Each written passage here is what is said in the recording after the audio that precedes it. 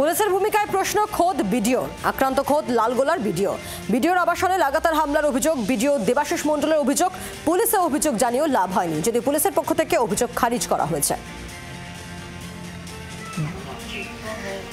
পুলিশের ভূমিকায় প্রশ্ন খোদ বিডিওর, আক্রান্ত খোদ লালগোলার বিডিওর আবাসনে লাগাতার হামলার অভিযোগ, যদিও এই যাবতীয় অভিযোগ অস্বীকার করা হচ্ছে। অভিযোগ যে পুলিশকে জানিয়েও কোনো রকম লাভ হয়নি এমনটা অভিযোগ করছেন বিডিও, যদি বিডিওর যাবতীয় অভিযোগই খারিজ করেছে স্থানীয় থানার পুলিশ।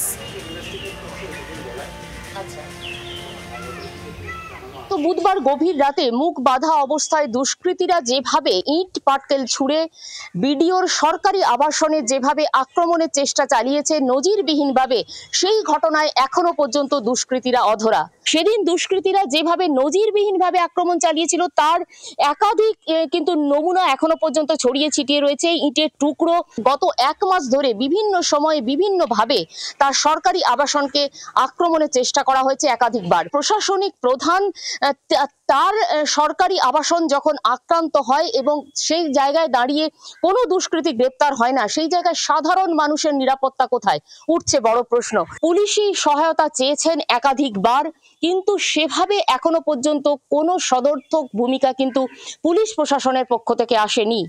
ক্যামেরায় রঞ্জিতের সঙ্গে সোমা, জি 24 ঘন্টা। আর এই পুরো বিষয় নিয়ে বিজেপি কাউন্সিলর সজল ঘোষের বক্তব্য শুনব।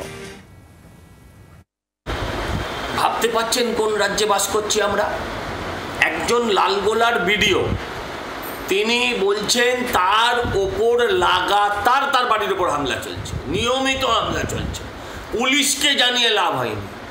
যদি একজন বিডিওর এই অবস্থা হয়, যে বিডিওরা হাতে ধরে কোলে করে পঞ্চায়েত নির্বাচন যারা পাস করায় সরকারকে, যাদের হাত দিয়ে এই সমস্ত মমতা বন্দ্যোপাধ্যায়দের প্রকল্প চলে, সেই বিডিও যারা একেবারে দালালি ছাড়া কিছু করেনি, তাদের ওপরও হামলা করতে এই সরকারি দলের লোকেদের কোনো দ্বিধাদ্বন্দ্ব নেই। বাংলার আওয়াজ, বাঙালির আবেগ, জি 24 ঘন্টা।